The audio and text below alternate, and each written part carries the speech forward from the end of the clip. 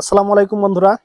আজকের ভিডিওতে দেখাবো একটা প্যানেল বোর্ডে ভোল্টেজ বেশি দেখাচ্ছে আর তার কারণে পার্টি মোটরটা স্টার্ট করতে ভয় করছে।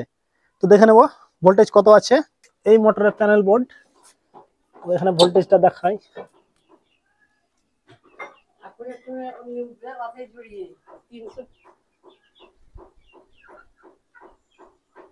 মোটামুটি ভোল্টেজ এখানে দেখাচ্ছে 288 86 এরকম ভোল্টেজ দেখাচ্ছে।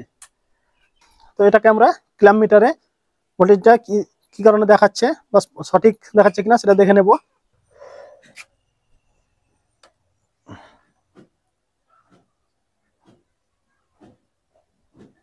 এখানে